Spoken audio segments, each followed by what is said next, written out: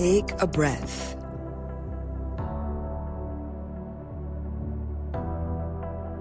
Welcome to Space to Exhale, the podcast.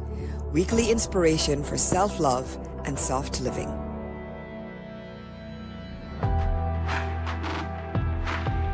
I am your host, Lisa Hurley. I'm a 3-time Anthem Award winner, Reiki master, and community builder. And I'm the author of the book, Space to Exhale.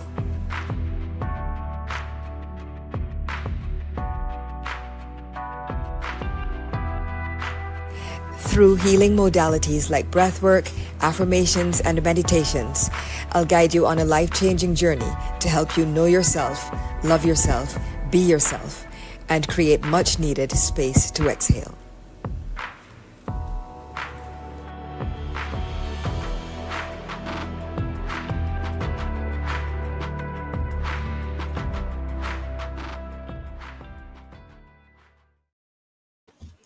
Hello, everyone, and welcome to Space to Exhale, the podcast, a safe, serene sanctuary where we focus on high vibrations, affirmations, soft living, and self-care. I'm your host, Lisa Hurley. I'm a 3-time Anthem Award-winning activist, a Reiki master, and the author of Space to Exhale, a handbook for curating a soft, centered, serene life. I'm here to help us all do just that. Relax, take a breath, say no to hustle culture, and yes to a life of ease. My hope and dream is for us all to curate lives that we don't feel we need a break from. Today, I'm super excited to introduce you, my guest and my friend, Dr. Jeri Bingham. And let me add her to the stage. And while I'm doing that, I am going to read her bio to you because she's absolutely amazing. So welcome, Jeri. And let me let these people know who they're talking to and who will be talking to them. So Jeri is an introvert advocate, and she's the founder of HushLoudly, Introverts Redefined, an award-winning WGN podcast. She is the founder of Black Introvert Week, held annually from February 8 to 15, and of Game Changers, Introverts to Watch, an annual list of introverted leaders making a difference across the globe. Jeri has been featured in the Chicago Tribune, Cosmo UK, Color Magazine, Rolling Out, and the Myers-Briggs Company podcast. She's a contributing writer for the Myers-Briggs Company magazine and Rolling Out, and also co-authored an article for Talent, spelled TLNT, a talent management and HR magazine entitled On Being an Introverted Black Woman in Leadership. Jeri is an instructor for Northwestern University's Osher Lifelong Learning Institute, where she teaches the power of introverts, the first of its kind online 6-week course that is accessible in 38 markets across the U.S. Jeri is a native Chicagoan who loves cake, pizza, travel, and ice cream. Listen, I love that in that order. And so welcome, Jeri. Welcome. Thank you, Lisa. Thank you for inviting me. I'm so happy to be here. And yes, eating is an issue for me.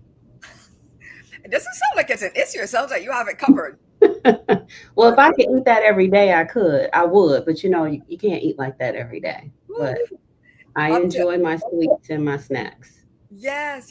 Up to the other day, I think it was last Friday, I had a chocolate cupcake for breakfast. So yeah, I am right there. Like, I fully understand.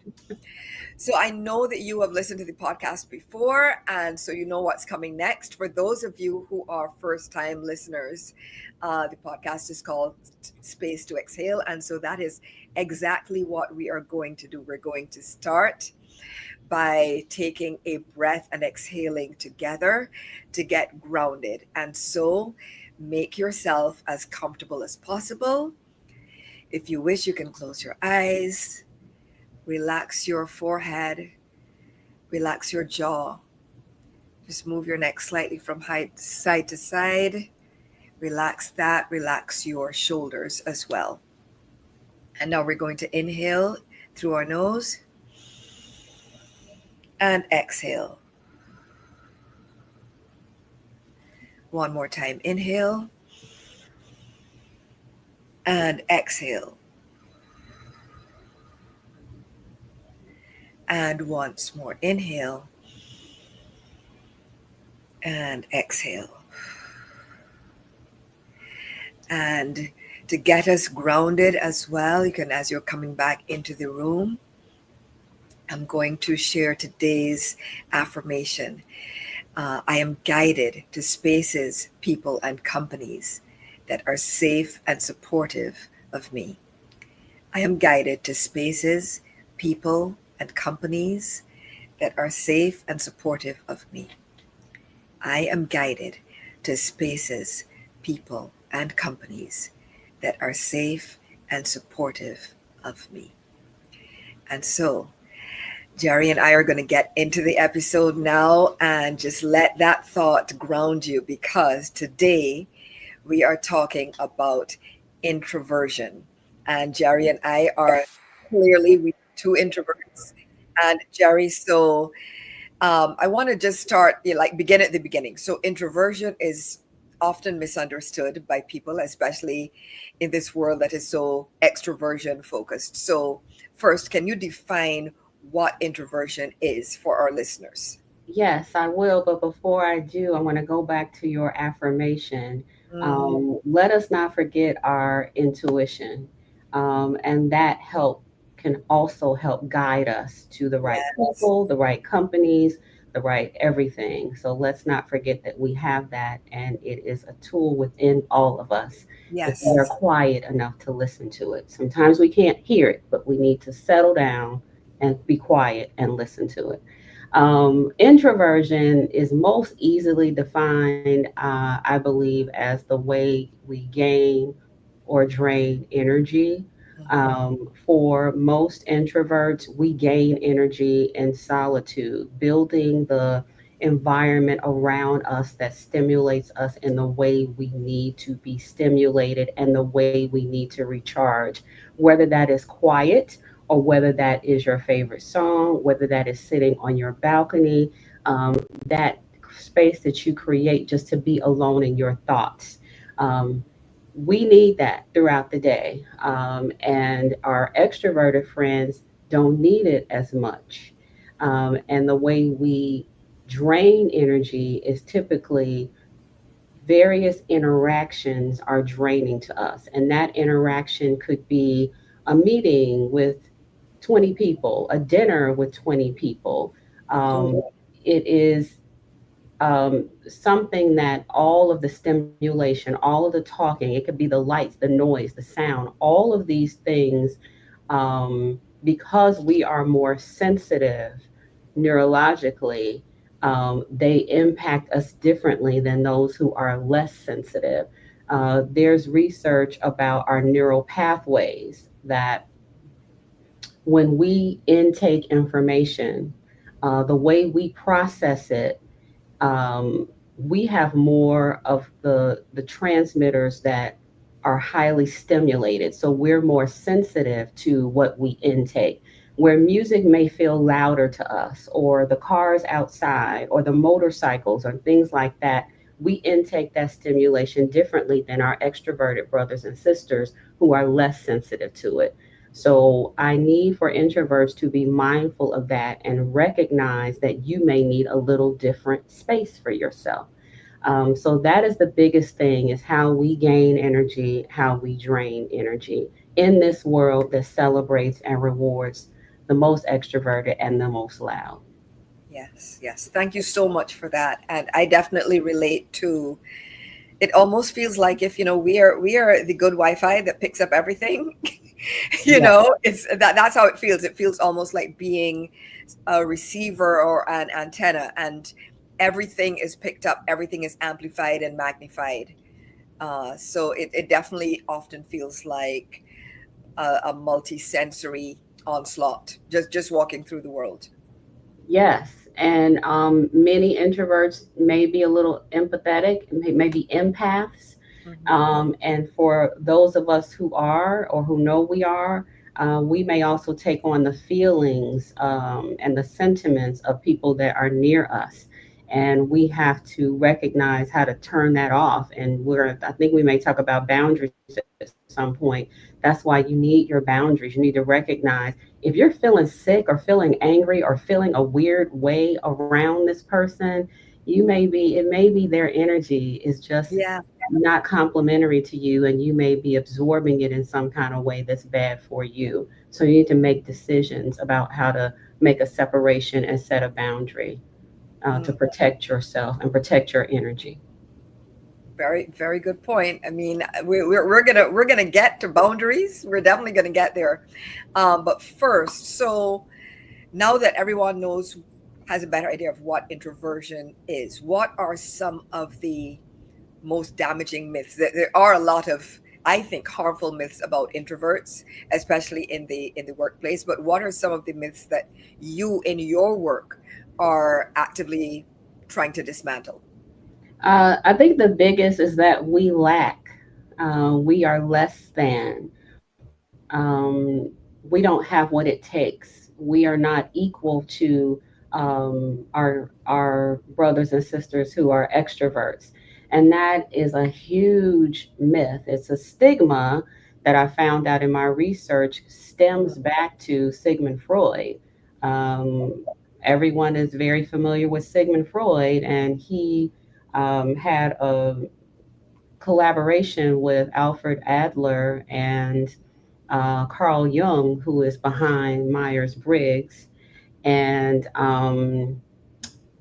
Carl and Alfred had um, stated that they were introverts. So all of these are psychoanalysts. So when they did an assessment of themselves, the two of them were introverts, and Carl and Sigmund Freud considered himself an extrovert. And what happened is they would talk about their patients, and they had a little spat. They got into it, basically. And at that point, Sigmund Freud started talking about introversion, these two, and relating it to narcissism, neuroses, arrested development, all of these negative terms, and it's stuck. And when Sigmund Freud makes statements like this in his writings, people listen. And that is what I've discovered in my research. It started there with that stigma. But the unfortunate thing, what started in the early 1900s is still here today. I'm happy that there are more people out talking about introversion, but we still haven't moved the needle as far as it needs to move. There's just a lot of misunderstanding. Often, still, I'll run into people who will say, "You're not an introvert."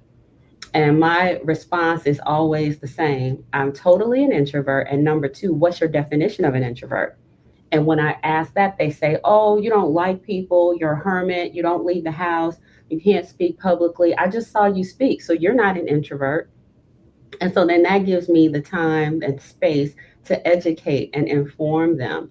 And then I'm touching one person at a time, and I give examples. And I love it when I see the light bulb go off and they'll say, that's why my husband acts like that. Is that why this? And so I'm really enjoying it, having conversations. But unfortunately, I'm only we can only get a small number of people at a time. So I'm hoping that when somebody like Oprah, Oprah has come out and said that she's an introvert. I keep a long list. So when I interview her, we're going to blow it up, because I think when somebody like Oprah, Eddie Murphy, I have a running list of Of people like famous of introverts. fame, right? Because Obama is an introvert. yes, Yeah. and it's like when I say that, then sometimes people they're like, oh, and because Oprah can do anything. Oprah can, nobody even needs to know her last name. You know exactly who Oprah is. And if she could have this be one of probably the most powerful women in television, and she happens to be an introvert and a black woman, that I mean, come on now. So we can do anything. And I just wrote down a few names. I don't know if you know these people. Shonda Rhimes. Do you know she? Did you know she's an introvert? I did Of not, course, but it does not surprise me. the powerhouse behind Bridgerton, all the Grey's Anatomy, Viola Davis, Michael Jordan, Morris Chestnut, Missy Elliott. Beyonce stated it in an article that she was introverted as a child. What she Yeah, doesn't realize is she's still an introvert, but people don't exactly. want that label. the label is tied to the negativity, so people don't want the label. Yes. LL Cool J, Trevor Noah, RuPaul, Billy Porter was the last person I saw that came out with it. Tom Brady, Bruce Springsteen, Billy Joel's daughter just said yesterday that her dad is an introvert. Tom Hanks, Warren Buffett, Jeff Bezos, Warren Buffett. I mean, the list goes on and on. All of these people are successful. They're leaders. They've created entire companies and organizations. They've made such an impact in our world, and they are introverts.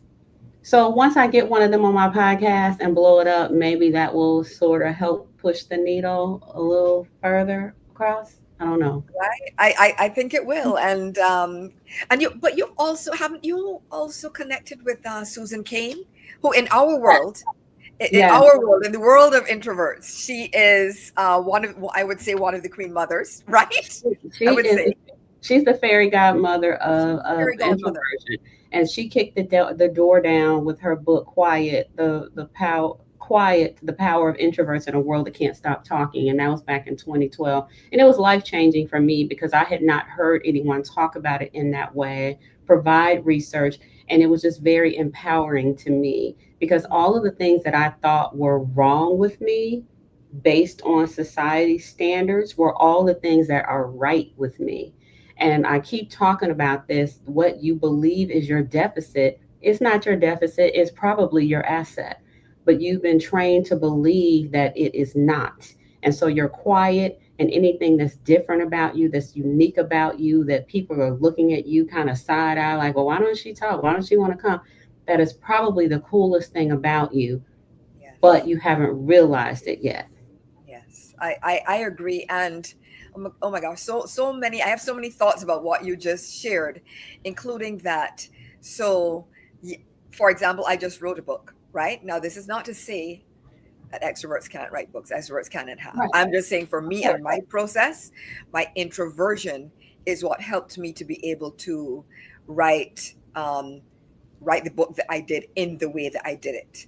And that helped me to be able to dive deep, to do the research, to focus, all of that stuff.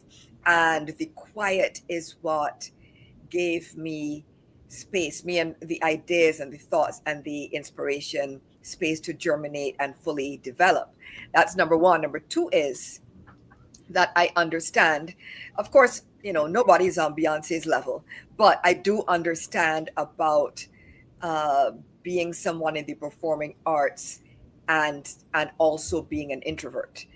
I used to get that in my my very different life back in Barbados when I was in the performing arts. I was always on a stage, dancing and doing drama, all kinds of stuff, and people would often meet me and say, "Hey, like you said, I didn't realize you. There's no way you can be an introvert. You're always on stage." I'm like, "Yeah, I'm on stage. I don't need to speak to anybody."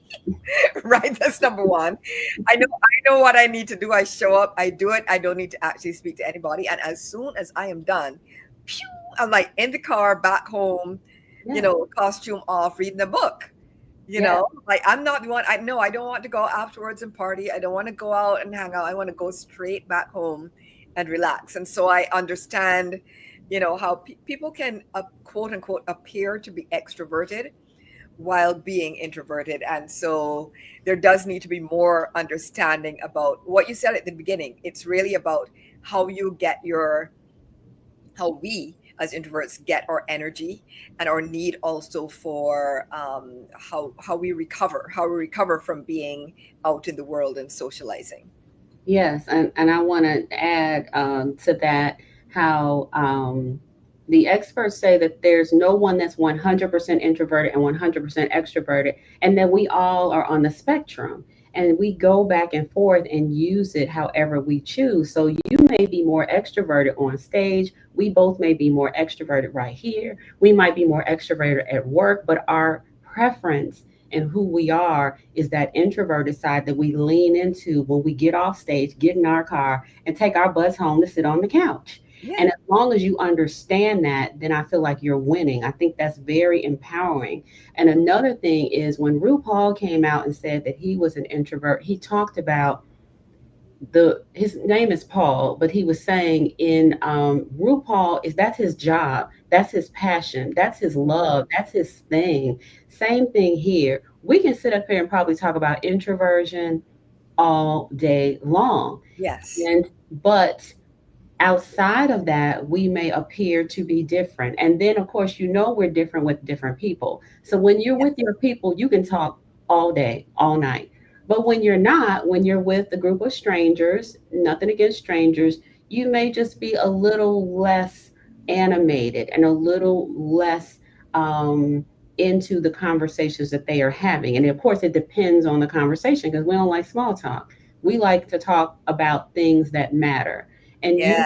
get to those when you're maybe more so in a one-on-one than at a table of 20 for a banquet. It's just very different. But what's so funny is how it makes people uncomfortable. It's like just like for years when people would say to me, even that socially, and we'd be at a picnic or something, and I remember this one girl saying to me something like, she said, "You are just so quiet, you don't have anything to say." And I was like, I'm good. And then she like kept prying. She kept prying. And I said, "Does it bother you?" And then she stepped back and she said, "Well, no, it doesn't bother me. But, I just want to make sure you're having a good time." And I was like, "I'm having a great time." Then she left me alone. So it's like you kind of even have to figure out, and it's a nice way. I'm not mean. I'm not saying it with any hostility, but Right. throwing it back on you. Why does it bother you? Why are you uncomfortable that I'm not participating in this activity in the way that you want me to? And that also goes back to Black women in jobs and something else that I've done research on. But I just want to bring up that social aspect right there. That's yeah, that's a big one. But I'm glad that you brought up Black women in jobs as one category, and Black introverted Black women in jobs, because something I want to hear your thoughts on. What do you think about whether professional spaces are harder for introverted Black women to navigate? What are your thoughts on that, if any? I think that for Black introverted women, we have to kind of work a part-time job to manage the perception. So not only have we been hired for the role and responsibilities for which we are being paid, but in addition to that, we have to work a part-time job to convince others that we belong, to convince others that they've made the decision to hire us and it was a good decision to make. I didn't realize this right away. Took me many years where people would say, "Oh my God," after 2 or 3 months, they say, "Oh my God, you are like the sweetest, kindest, nicest person. And you're so this and you're so that. I thought you were mean." And I would ask every time, "Why mean? What mean is just not what I am. So why would you say mean?" I've heard it a million times. And it hit me one day is that I was not whatever they expected me to be. So if they are referring to, maybe they're referring to their ideal of what a Black woman is. So if we're looking at media, we're looking at TV, and we can go back to the 70s and 80s, whether it's the drill sergeant mama or whether it is just the wisecracking Jack Hay kind of hair character, or whether it's the overly loving, nurturing, motherly type that's taking care of everybody. And so when I don't fit into any of those stereotypes, then you don't know what to make of me. So Right. instead of just getting to know me and allowing me to shine and allowing me to create the space that I am creating, which you do at every job, you need to hurry up, figure it out, that sort of that subconscious bias, and you chalk it up to something that is not. But the problem is now I have to work harder to prove myself, to make others feel comfortable. And in my research, I intentionally wanted to I work in higher ed, my day job. And I have been promoted almost every job I've had in my life. I've been promoted. But that doesn't make sense, right? If introverts can't lead, can't talk, can't do anything, why would I get promoted so much? I'm not a genius. I'm not the most special person in the world. And after talking to people, I found out a lot of Black introverted women have been promoted. And I wanted to talk to them. And I found out in my research, every single one of them said the same thing when I asked, what is it? What's the key to your success? What do you think helped propel you to this vice presidency or this presidential role? And this was specifically in higher education. Mm-hmm, The mm-hmm, number one thing they said was listening.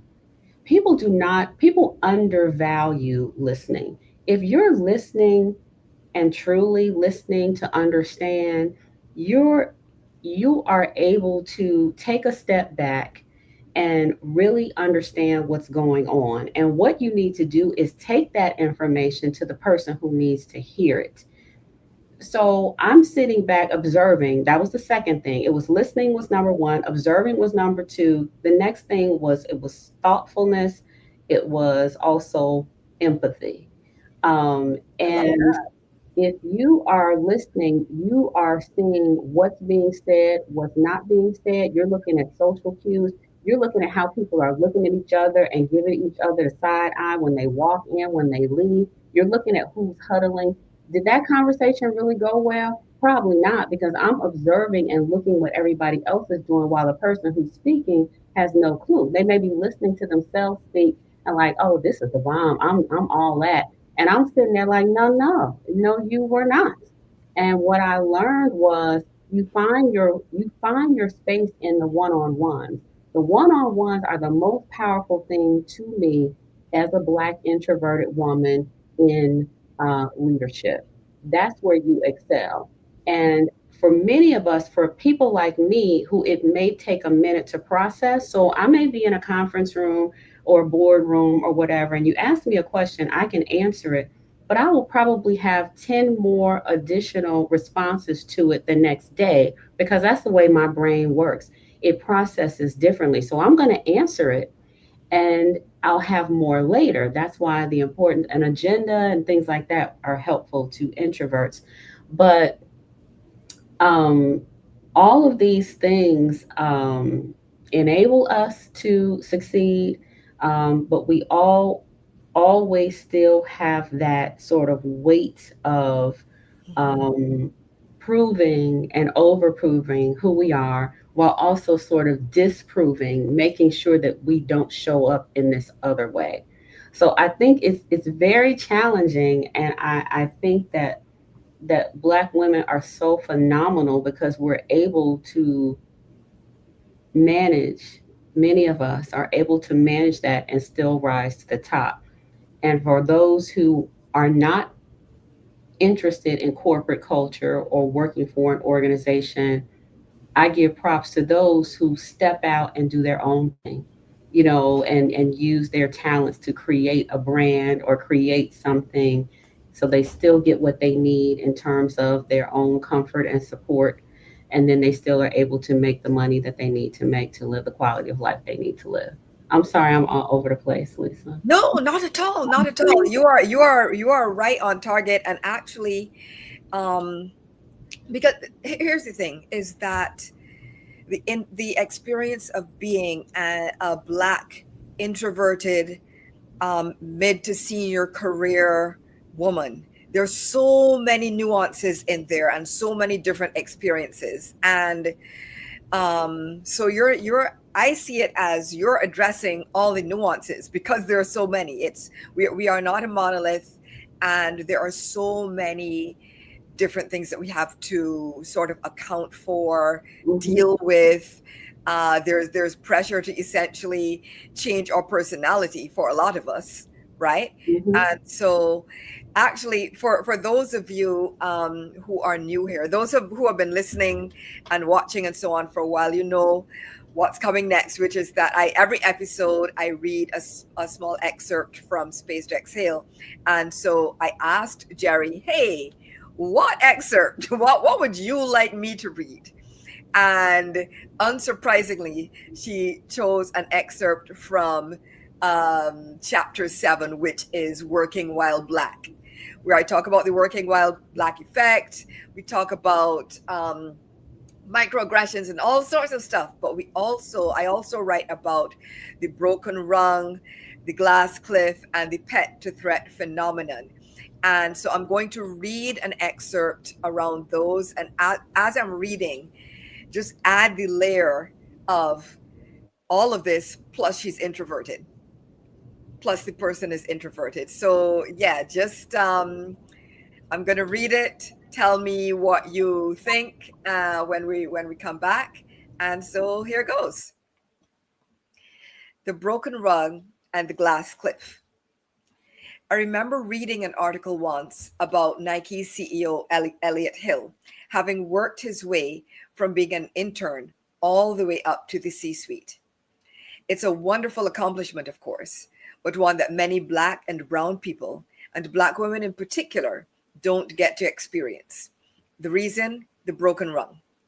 Compared to men, it's exponentially more difficult for Black women to make that first crucial move from entry level to management. Lean In reports that although Black women advocate for on their own behalf and ask for promotions, these promotions are often denied. Believe me, I've been there. Black women ask for promotions and raises at about the same rate as white women and men. Yet, the broken rung still holds them back at the first crucial step up to manager. For every 100 men promoted to manager, only 58 Black women are promoted. For the comparatively small number of Black women who receive promotions, at some point their ascension up the ladder grinds to a halt. They hit the glass ceiling and are then pushed over the glass cliff. Advancing to a senior position is only the first component of the glass cliff phenomenon. Once there, many women find they do not receive the support, power, respect, time, and other resources necessary to succeed in the role, especially in a time of crisis. In other words, they're essentially set up to fail. It's true that in a crisis, many new leaders, regardless of identity, may stumble, but women, and especially women of color, face additional barriers while also managing a culture that might not previously have had a woman, especially a woman of color, in a leadership position. They may experience, for example, a disproportionate share of the blame when things inevitably go wrong, even if their actions are no different from those of a male leader. And now the pet to threat phenomenon. Dr. Keisha M. Thomas, Dean of the University of Alabama at Birmingham, coined the phrase pet to threat to describe the experience that many professional Black women have of being adored, then abhorred. It's related to the glass cliff phenomenon described above. Here's how it works. We are initially hired with much fanfare. We are perceived as being an asset, as having high potential, and, this is an important nuance, as being malleable. Some of us are hired to lend credibility and social capital to companies and institutions trying to position themselves as being progressive. Our faces on the company website add diversity clout. As we advance in our careers, as our power, stature, authority, and tenure increase, the tides turn, and we are perceived as being a threat. Once we start flexing our strength as strategic leaders capable of managing and charting the direction of a department, or rarely of a company, as opposed to taking direction from a white colleague to whom we report, things change. I haven't been able to find data to confirm this. Maybe I'll conduct a study in the future. But my experience and observation have been that in general, white people have a viscerally negative reaction to reporting to anyone Black. It completely messes with their worldview, and they fight it with every breath in their body. There might be some epigenetic reason for this as a result of the history of the transatlantic slave trade. The overseer gene never rests. Black women are expected to serve others, take orders, be grateful for crumbs, be corporate mammies, and know our place. And in a white-centric world, the belief is that our place is to follow, not to lead. Moving from pet to threat frequently results in Black women being put on performance improvement plans, PIPs, often as a precursor to being demoted or fired. Alternatively, some opt to leave corporate or academia altogether and become entrepreneurs instead. And so, Jeri, that was your request from the DJ to the DJ. So, what Girl, made yeah, you request that? it just resonated with me when you the first part. We're talking about the glass, the cliff, and I personally, I don't think have experienced it, but I've seen it. Like we're so excited when a Black woman is named CEO. But now, when I see it, I'm like, okay, the company's probably in jeopardy, which was before she became CEO. And Mhm. then she's coming in to fix because she has the resources, she's got the drive, she's got everything it needs, but it may be past that and it's not fixable, it's unrepairable. And then we see it blamed, or it appears to be blamed on that Black woman who was put in the role as CEO too late. And Yes. then the pet to threat thing, girl, I mean, that I worked for a woman and she loved me like you wouldn't believe. And Mm. I learned very early on, people were telling me she doesn't like women. She doesn't like women. It's interesting. She likes you. She doesn't like women. And her entire executive leadership team, white males, and me.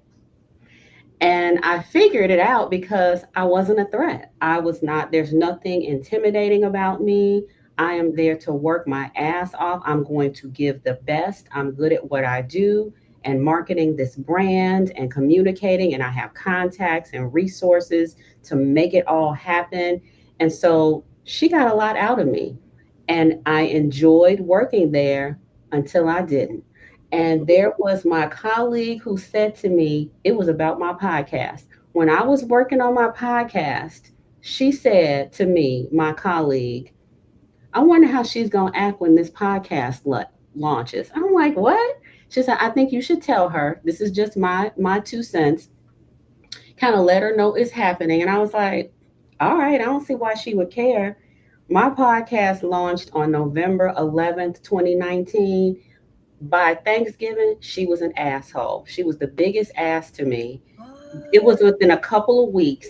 And it was that, but I think it was also just I had gotten too big and too popular in the workspace. So as my social capital rose, because Mhm. I'm the kind of leader that leads empathetically. I listen to people, I'm thoughtful, all of those things. I care about people. And she was the opposite. As my capital rose, hers declined.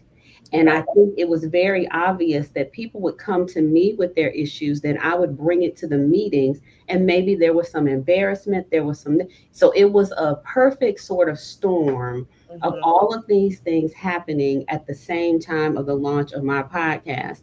And I was out of there within a couple months. So I knew that December, I said, I'm not going to be able to stay here. And then she tried to stick me with, I had been receiving these big bonuses every Mhm. year. They went up 10,000, 15,000, 20,000. So I was at the point where it was about to be a $25,000 bonus. She comes in my office and tells me it's 10. So I'm just like, oh, I'm grateful, but I got 20 last year, 15. And so I was expecting at least 20. I had a banner year. Everything was off the charts. Everything my team and I did had tremendous impact that year. And she said, oh, I'm just spreading the wealth. I'm just giving more people bonuses. I am okay with that if that is the truth. But of course, it wasn't, because Mhm. my white colleague comes to me and says, oh my God, the first time bonus. First of all, I was a vice president. She was a director. Mhm. Been Mhm. there 5 years. She had been there 4 or 3. And I introduced her. I brought her into the company. Okay. She gets a $25,000 bonus. First time, and I get 10. Mm. What is that about? So anyway, I did something about it. and I came out on top. Let's just say that, and I Good, left. But good. it was exactly this pet to threat phenomenon. I think I got too big for my britches in her eyes. I guess I was not grateful. I was not, I would say, not that I wasn't grateful, but I was just, I don't know how else to say, I was just getting too big in the space. And there Well, was more yeah, but positive. that is her perspective. That's her perspective. It's not that you. Correct. I think, yeah, I Correct. think right that her perspective that you weren't grateful, or her perspective that you were getting, too popular, as you put it, too big for your britches. But her opinion is not a fact. No. Her opinion is based on fear and a host of other things, but has nothing to do with you. And I mean, I know that you know this, but Yes. yeah, I Yes. wanted to say that because a lot of us are in a similar position, and it can be easy to internalize it or personalize it and think, what have I done wrong? Is this my fault? What did I do? How did I contribute? And in cases like this, I'm not saying those questions are never good, but in cases like this, the likelihood is you didn't contribute anything. The person, to use the vernacular, the person's a hater, right? Yes. Just basically that's really what it is. Yes, it absolutely. I did not internalize it. I because I saw it coming, and the shift was so quick that it could be nothing but that. It was just too much happening too soon that she didn't approve of, that she was Yeah, jealous of, that she was envious of.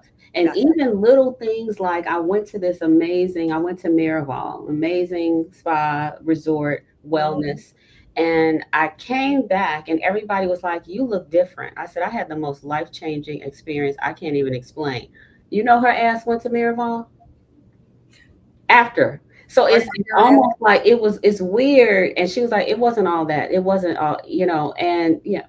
Okay, first of all, it wasn't for you, it was for me. Mm-hmm. And it's like you're trying to, I don't know what she's doing because another thing somebody said to me that hit deep, my friend Colette said, sometimes people, they see the goodness in you, they see your positive aspects, they see the light in you, and they want it. So that's what those narcissists do. So they cannot emulate it because it's not in them, they don't have it in them. And so what they do is try to, um, bring you in close to them, Mm-hmm. and that your shine hopefully may cover them as well. And it probably did with me and her for a little while. And then it can only last so long. But it was an amazing experience for me because now I recognize it right away. I can recognize it in like a few days. And so that's when I set my boundaries. I know who that person is because she is at every company. She's everywhere I go. There's going to be Listen, another one. every company, because she's an archetype. She's Yes, an archetype, actually. yes, Yes. So she yes, is at every company. yes. And so now I recognize it. And so I act accordingly Mm-hmm. and know that that's what's something I need to steer clear of, but continue to manage in my spaces and move on up and do what I need to do. And if the company isn't what I need, then I see my value and worth, I leave. I look around and see what I can find elsewhere. And I know that's not easy, but you have to have your peace, which is something you talk about in this book. You need to have what you need to feel good and to live and to exist. You have to feed your soul. And if you aren't getting it from this job, you got to go because it will eat you up. It will kill you, literally and figuratively. Mm-hmm. It will kill you. And I wish more people I wish more people were really aware of that, because, and this is a whole different podcast topic, but when we talk about the health impacts of working while black on on people who are, who identify as black, there are health impacts to that accompany, all of the stress, all of the microaggressions, and so many of us have high blood pressure, high stress, anxiety, depression, and a whole host of other health issues. It literally, like that the famous book says, the body keeps the score. And Yes. literally your body holds on to that constant onslaught of just stress and trying to survive and advocating for yourself and having to sort of, have eyes in the back of your head looking for the enemy, so to speak. It's Yes. it's stressful. Nobody wants to live like that, to be honest. Nobody wants to work like that. Nobody wants to live like that, and it is immensely stressful. And so that's why it's so important for us to, like you said, if it's not working for you, you're going to leave. Now, again, there's always nuance, and there's always, a different context. um, it depends on the job market, it depends on a variety of factors, but if you can leave, leave, because the companies will get rid of you like that in a heartbeat. No notice, no nothing. Sometimes no severance, depending on the situation. They will just, one day you have a job, the next day you are locked out of email, and that's it, right? So look after you. Look after you, your needs, and especially if you are introverted, uh, there are ways, and Jeri will be able to share some of them with us before we go, but there are ways that you can advocate for yourself. There are ways that you can advocate for yourself without having to change your personality and make the workplace work better for you, so that you are in charge. Work needs to work for you as opposed to you working for work, if that makes sense, right? The job, it is a contractual arrangement, and you have to realize that you are in charge of your career. And whether you're introverted, extroverted, ambiverted, or somewhere along that spectrum, you do have power and agency to be able to make your workplace really work for you. Yes. And you have to, if you can't leave right away, and even I talked about that example, it took a few months, but I was out. Find the joys that you can while you're in that space.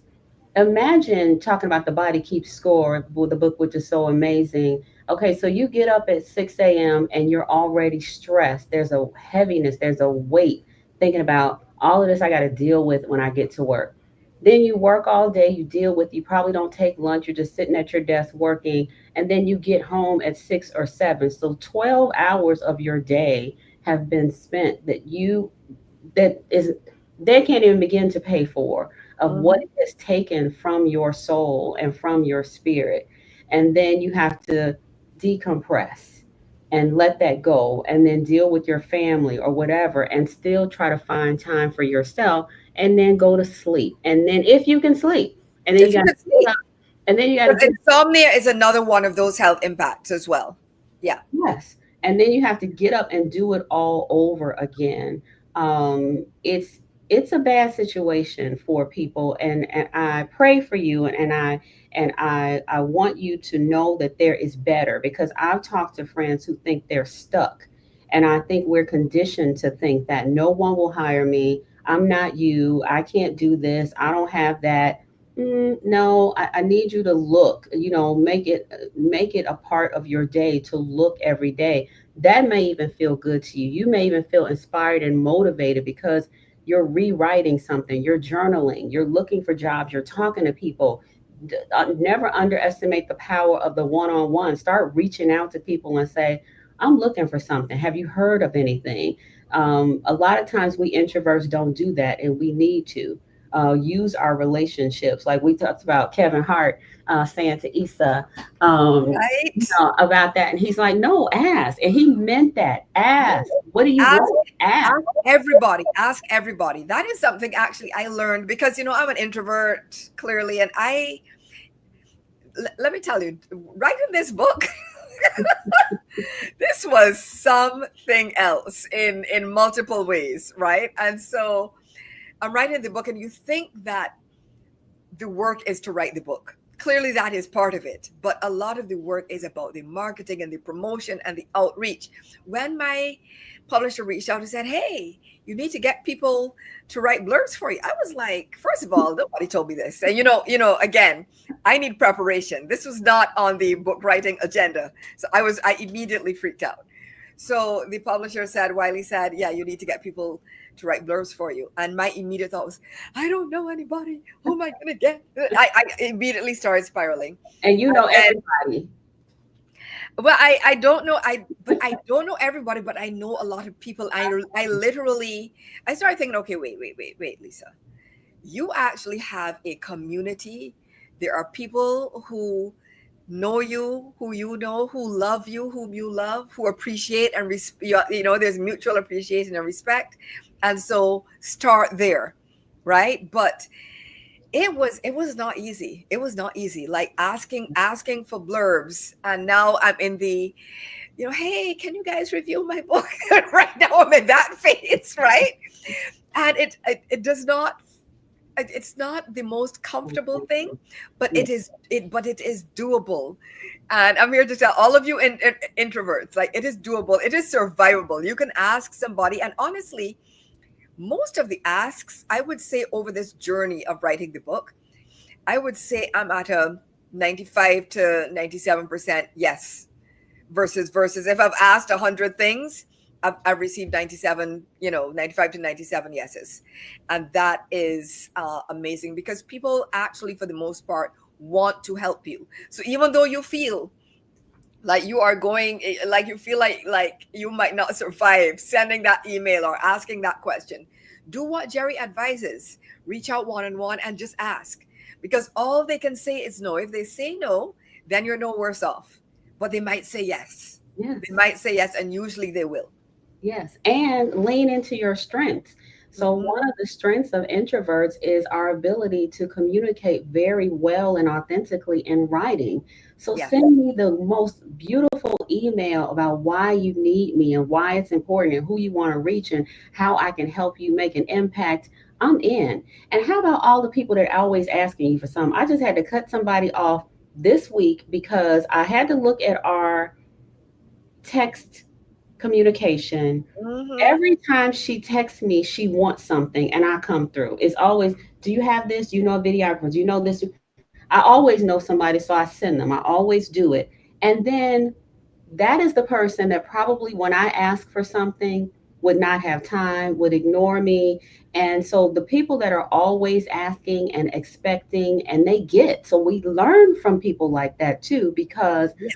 like I always say this when I'm talking to somebody who's interviewing for a job and I'll give them some advice, I'll say, act like a 50-year-old white man. You go in, ask for what you want, and expect it. It Hmm. doesn't matter if you're not qualified. It doesn't matter if your resume is not accurate. Ask for it and expect it. Expect it. Try. Let's learn from them because they've had quite a lot of success in that regard. Hmm. So why can't we learn from that? But also at the same time, I'm going back to there are people who are always asking for something, and then there are those of us who don't. And so when we do ask, the universe provides, and Listen. we come through for Lisa. We're gonna make it happen because your book is amazing Oh, on thank so you many so levels. thank you so much. I just I mean, like you said, I've had many of both kinds of experiences, but the experiences where, people, either, they promise, or they promise and don't come through, Yes. or you realize at some point, wait, this person's actually just using me. Or people who, I mean, like you, I get it a lot, where actually people don't even bother to say good morning or hello anymore. They just throw a What link. they need. They Right. just throw a link in your DMs, and you're supposed to all of a sudden be their PR or whatever, and look, Yes. people who follow me on LinkedIn know, if I know you and we have a friendship, a relationship, and we've communicated, and I'm not even talking something close, but if there's some kind of reciprocity, if I see your post and I'm like, oh, this is really good, and blah blah, I will absolutely repost it without anybody having to ask me. I will do that. But the people who just assume that this is your job, listen, I had to cut off somebody because they got angry with me because reposted. Um, I reposted the post of an actual friend of mine, that she and I text and talk and whatever off of LinkedIn. And this person got mad because I reposted my friend's post and not hers. I was like, look, I do not listen. People are wild out there, but as you said, that is not the only experience. There is the opposite experience, and so ask, first of all, avoid the users, Yeah. see the red flags for what they are, and then ask. People in general, good people are definitely going to want to help you. And so, Jeri, I know we're getting close to time now, and I want to make sure that we talk a bit about that. By we, I mean you. That we talk a bit about Black Introvert Week and Hush Loudly, because one of the things I absolutely love and admire and respect about you is, again, yes, you're an introvert. Yes, you're quote unquote quiet. But let me tell you, you did not create People of Color Introvert Week. You did not create BIPOC Introvert Week. You created Black Introvert Week. You also created Hush Loudly, which I love. I love it's like the perfect name for what you do. So tell our listeners a bit about both of them, about Black Introvert Week, about Hush Loudly, how you got the ideas, how they're doing, all this stuff. Sure. Well, for Black Introvert Week, I mean, I just felt like um,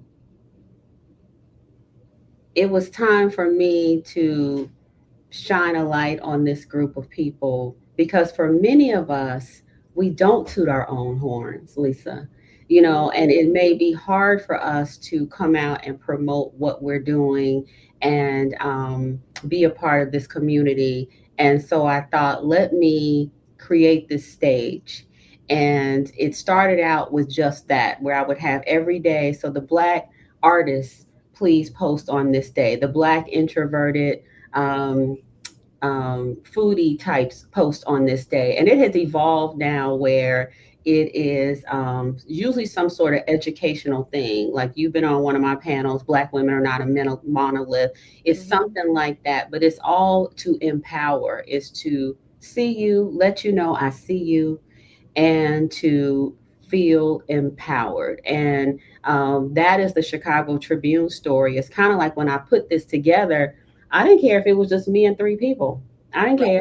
I just wanted to have this conversation and have this community. And then when somebody sent it to somebody at the Tribune, it's like it was already real to me, but then it became real to other people. And then they started showing interest, not even just people that look like us, the people that don't look like us, those allies. Yeah, we'll take them too if it's genuine, if it's authentic. If it's not, they can go on somewhere. But if it is genuine and you really want to support us, then come on over. We have room for you. And Hush Loudly was interesting because I was having a conversation. Again, I can't speak enough about the one-on-ones and having conversations. And even if you're in a conference and you go find that one or two people and you sit in the corner and you talk to them, you never know what could come out of it. But that came out of, I just was talking to this guy who I know who is in media. And he's actually a friend of mine. He was somebody I used to pitch stories to. And he was like, "What's up with you?" And I was like, "Oh, I'm going back to school, blah, blah, blah. I'm doing this thing on introverts." And he was like, "What about it?" So I keep talking and he's quiet. So I say, "Are you there? Hello?" And he's like, "I'm listening." I keep going on and he's asking me questions. Well, why is this important? Blah, blah, blah. And he says, "Jeri, this ought to be a podcast."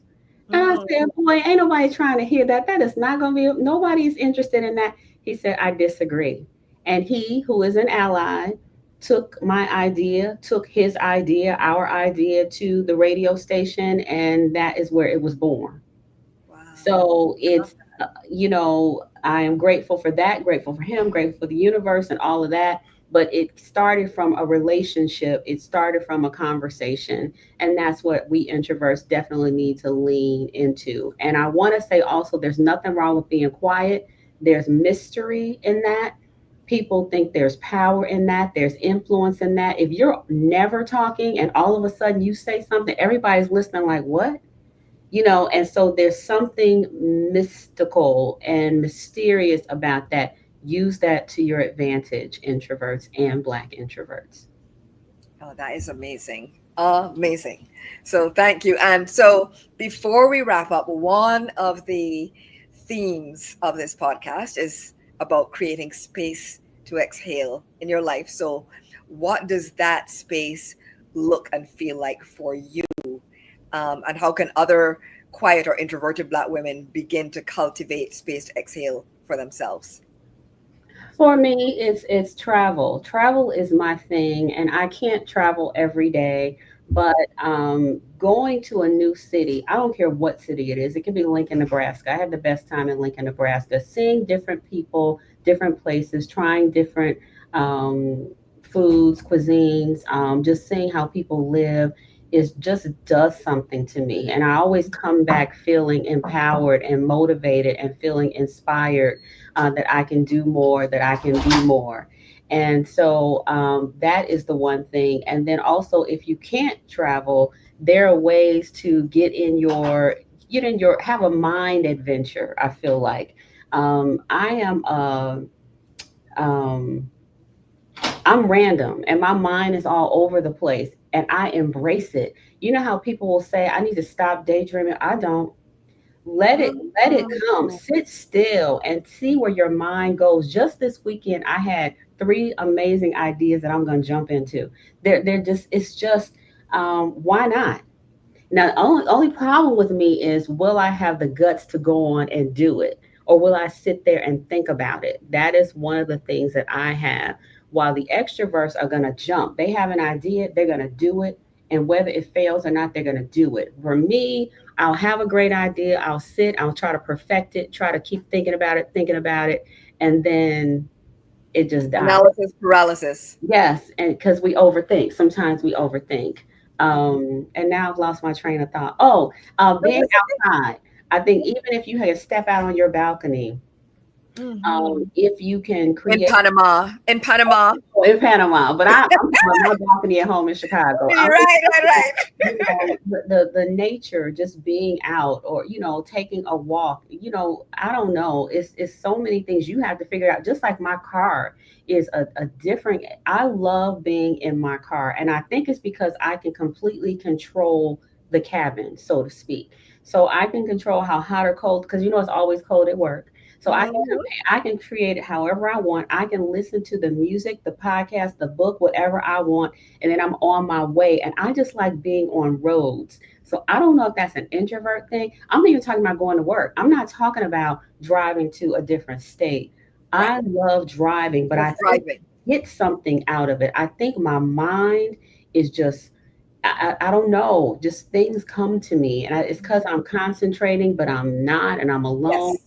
So It's like those are it's like getting ideas in when you're in the shower or when you're yes, taking a walk or something, because a certain part of your brain is almost like disengaged. yes, Often when I would go and walk my dog, and whatever problem that I had been, marinating on for probably it could be weeks or hours, all of a sudden I would I would get the solution. But that's because I was no longer trying to come up with a solution. I was walking my dog.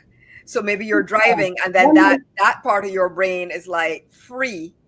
It has yes. the space now to be able to create and consider and solve in the background. Girl, I think that's it, because it's like you're still dedicated to doing something. You're walking your baby, I'm driving, and I'm focused on that, but everything else is gone. So it's like an Yes. open space for all of this stuff to come in. Oh my God. I Love think it. That's probably it. I think that is it. I think that's Yeah. it. So create space for your brain to be able to relax and let in all of that beautiful inspiration and wonderful ideas that are out there waiting for you to implement. Give Yeah. yourself the space to exhale so you can do that. Yeah. And with that, Jerry, thank you so much. This was absolutely amazing. My cheeks are actually hurting from smiling so much. I have had I have had the best time. I hope you have too. Thanks so Thank much for being you. here. I have too, and I'm sure you wanted to ask me a bunch of questions, but this is just authentic. It's great. I think, thank you for your book. Thank you for this podcast, and thank you for having me on. I've enjoyed it immensely as well. You are so welcome. And so, folks, that is it for now. Thank you very much for joining me on Space to Exhale, the podcast. And tune in every Tuesday live on LinkedIn to catch the vibes. And if you can't make the live show, that's no problem. Subscribe to Space to Exhale on Spotify and YouTube to catch the replay. If you want to dive deeper into what Jeri and I discussed today, definitely get a copy of my book, Space to Exhale. Follow Jeri on LinkedIn and all of the different places. Check out the Hush Loudly podcast and just support us both. And to stay in touch with me, follow me on LinkedIn and check out my website, spacetoexhalebook.com, for updates about all the soft life shenanigans. So goodbye for now. And remember, you are worthy of rest, you are worthy of love, and you are worthy of having time and space to exhale. Bye.